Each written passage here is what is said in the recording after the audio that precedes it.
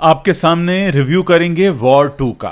14 अगस्त को box office पर काफी बड़ा दिन रहा आज, क्योंकि साउथ के सुपरस्टार रजनीकांत की कुली के साथ ऋतिक रोशन की वॉर 2 भी हिंदी, तेलुगु और तमिल भाषा में रिलीज हो गई।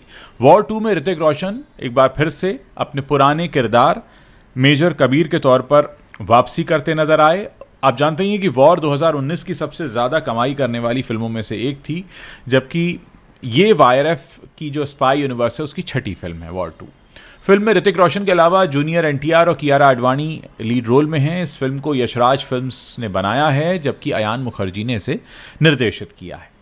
वॉर 2 की शुरुआत जापान के एक फाइट सीन से होती है, जहां ऋतिक रोशन की तलवारबाजी देखने को मिलती है। जापान में मिशन के बाद ऋतिक जर्मनी के बर्लिन पहुंच जाते हैं। ऋतिक रोशन का मिशन काली कार्टेल को खत्म करना है। कियारा आडवाणी विंग कमांडर की भूमिका निभाती नजर आ रही हैं। वो आशुतोष राणा की बेटी हैं। जूनियर एनटीआर की एंट्री सिनेमा के इतिहास का सबसे बड़ा मजाक आपको इसमें लगने वाली है। स्पाई यूनिवर्स के नाम पर कुछ भी किया जा रहा है इसमें, और एनटीआर का सीन जो है वो आपको टाइगर की याद भी दिला सकता है। फिल्म में आशुतोष राणा जो हैं वो अनिल कपूर को रिप्लेस करते दिख रहे हैं। वॉर 2 में ऋतिक की बेटी भी है। फिल्म पूरी तरह से तर्कहीन एक्शन पर आधारित है। ऋतिक रोशन अच्छे लगते हैं, लेकिन किरदार काफी कमजोर है। कहानी में कुछ नया नहीं है, वही पुरानी स्टोरी है। एक गद्दार है, लेकिन वो देश की सेवा कर रहा है। एक्शन सीन लंबे और काफी बोरिंग है। वॉर 2 में एनटीआर और ऋतिक की एक बैक स्टोरी भी दिखाई गई है, जो कि कुछ नया नहीं है। फिल्म कहां जा रही है कुछ पता नहीं चलता। डायरेक्टर और वाईआरएफ ने स्पाई यूनिवर्स तो बना लिया, लेकिन ये भूल गए कि फिल्म में कहानी भी डालनी जरूरी होती है। पैराशूट को ऊपर से नीचे आते तो कई फिल्मों में आपने देखा होगा, लेकिन वॉर 2 में इसका उल्टा ही दिखाया गया है। वाईआरएफ के रॉ एजेंट की खास बात है कि उनका सबसे ज्यादा समय विदेश में गुजरता है, और वो दिल्ली के जामा मस्जिद से स्पेन ऐसे पहुंच जाते हैं जैसे अगले मोहल्ले में ही उनको जाना हो। वॉर 2 थका देती है, पुरानी स्टोरी पका देती है, ढेर सारा एक्शन दिमाग का दही कर देता है। यशराज फिल्म्स के इस बड़े प्रोजेक्ट का जिम्मा इस बार अयान मुखर्जी को सौंपा गया था। अयान ने एक्शन थ्रिलर की दुनिया में कदम तो रखा, लेकिन डायरेक्शन के मामले में पूरी तरह प्रभावित नहीं कर पाए। फिल्म में कई जगह एक्टर्स के ओवर एक्सप्रेशन दिख रहे हैं, ओवर एक्टिंग भी खूब देखने को मिली है। कुछ सीन्स में कहानी बेहद लंबी है, खिंचती जा रही है, और कुछ हिस्से बिल्कुल इलॉजिकल हैं। इस फिल्म की जो सबसे बड़ी कमी है वो है इसके जो सब प्लॉट्स हैं वो समझने में बड़े मुश्किल हैं। दूसरे हाफ में कई सारे सब प्लॉट्स हैं, और किरदारों की बैक स्टोरी कहानी को थोड़ा और कॉम्प्लिकेटेड बना देती है। कुछ दर्शकों को तो ये भी लगा इस फिल्म को देखने के बाद कि ये सब प्लॉट्स जो हैं वो मुख्य कहानी से ध्यान भटकाने में लगे हैं। एक क्लाइमैक्स वैसा ही है जैसा आप एक्सपेक्ट कर सकते हैं।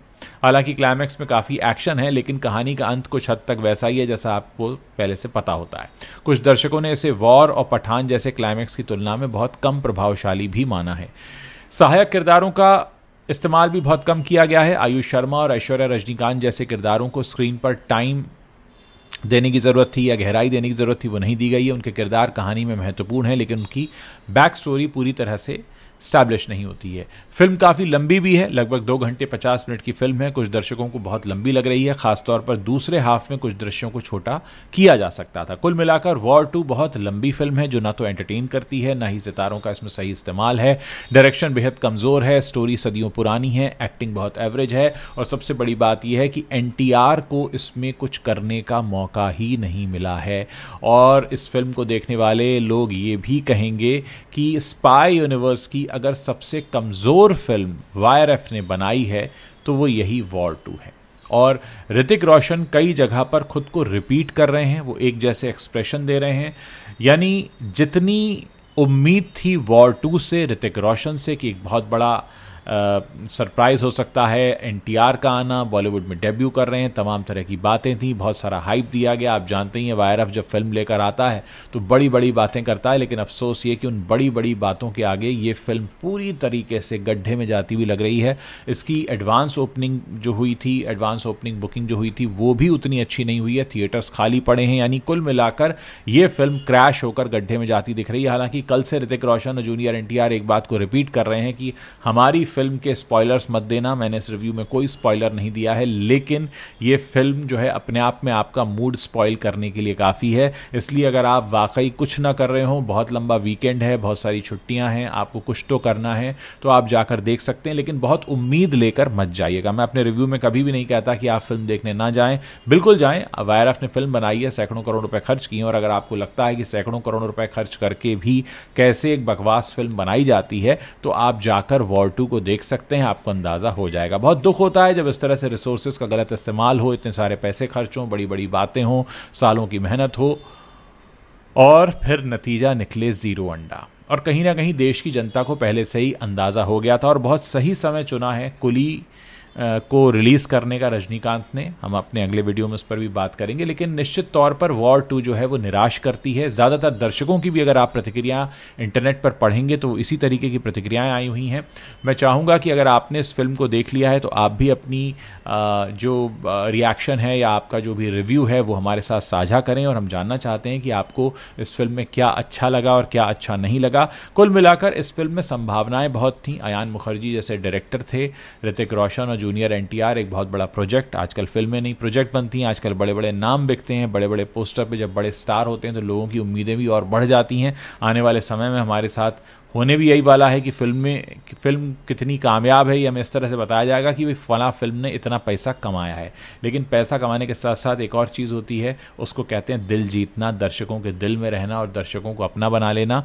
वहाँ ये फिल्म चूक जाती है। इतनी लंबी फिल्म बनाई, कहीं इसमें थोड़ी कहानी डाल देते, कहीं कुछ ऐसा होता जिससे लोग कनेक्ट हो जाते। लोग कनेक्ट नहीं हो पा रहे हैं, और जब लोग किरदारों से कनेक्ट नहीं हो पाते हैं तो फिल्म बुरी तरीके से डिरेल होकर गड्ढे में चली जाती है। अफसोस कि वॉर 2 के साथ ऐसा हुआ है। हम काफ़ी समय से उम्मीद कर रहे हैं कि बॉलीवुड अपनी पुरानी गलतियों से सीखे, बॉलीवुड इस बात से सीखे कि कहानी होना बहुत ज़रूरी है। आज भी हमारे बॉलीवुड में जो कहानीकारों को पेमेंट होती है वो कहीं कम है और कहानी को तो तवज्जो ही नहीं दिया जाता। यही हाल इस समय बॉलीवुड इंडस्ट्री का हो रखा है, और इसके पीछे सबसे बड़ी वजह यह है कि आप राइटर्स को कोई तवज्जो नहीं देते, ना आप राइटर्स को तवज्जो देते हैं, ना आप कहानी को तवज्जो देते हैं, और नतीजा ये होता है कि लोग फिर ऐसी फिल्में देखते हैं जिसको देखकर वो फ्रस्ट्रेट हो जाते हैं बुरी तरह। तो वॉर 2 अपने आप में एक बहुत बड़ा फ्रस्ट्रेशन है, और निश्चित तौर पर जिन लोगों ने भी इस फिल्म को देखा है उन्हें इसको देखकर निराशा हुई है। क्या आप इस फिल्म को देख चुके हैं? और अगर आपको मैं ये टास्क देना चाहूँ कि आप अगर इस फिल्म को बनाते, या आपसे अगर इस फिल्म को रिलीज़ करने से पहले या कहानी के लेवल पर आपसे सजेशन मांगे जाते, तो आप क्या सजेशन देते? कौन कौन सी कमियां आपको लग रहा है जो बहुत तेज़ी से निकल कर आई हैं? बहुत सारे लोगों का ये भी मानना है कि फिल्म का ड्यूरेशन कम हो सकता था, जो बैक स्टोरी है वो स्टैब्लिश हो सकती थी, और कई सारे जो सीक्वेंस बहुत बोरिंग हो रहे हैं क्योंकि ऋतिक रोशन एक जैसे एक्सप्रेशन बार बार दे रहे हैं, उनको कम किया जा सकता था, उनको कंट्रोल किया जा सकता था। इसके अलावा जूनियर एनटीआर को मौका दिया जा सकता था कि वो पर्दे पर आकर दर्शकों को अपना टैलेंट दिखाएं, लेकिन उनको मौका भी नहीं मिल रहा है। साथ ही सपोर्टिंग कास्ट भी जो ली हुई है उनको भी मौका नहीं मिला है। तो कुल मिलाकर ये जो भी बनाया है यशराज ने स्पाई यूनिवर्स, वो अब ये क्रैश होता हुआ दिख रहा है, और लोगों का यही मानना है कि ये स्पाई यूनिवर्स की सबसे कमज़ोर फिल्म वाईआरएफ ने प्रोड्यूस की है।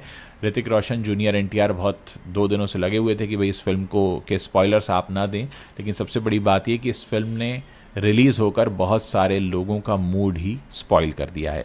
दोस्तों, आप हमारे कमेंट सेक्शन में हमें लिखकर बता सकते हैं आपको हमारा रिव्यू कैसा लगा। अगर आपने अभी तक हमारे चैनल को सब्सक्राइब नहीं किया तो आप अभी इसी वक्त सब्सक्राइब कर सकते हैं। मुझे इंतजार रहेगा आप लोगों के कमेंट्स पढ़ने का। साथ ही अगर आप फिल्म देख चुके हैं तो अपना रिव्यू भी नीचे पोस्ट करना मत भूलिएगा। मैं आप लोगों के रिव्यूज़ भी पढ़ना चाहूँगा, और अगर आपने अभी तक हमारे चैनल को सब्सक्राइब नहीं किया तो आप अभी कर सकते हैं, ताकि जब भी हम कोई नया वीडियो पोस्ट करें उसकी जानकारी आप तक तुरंत पहुँच सके।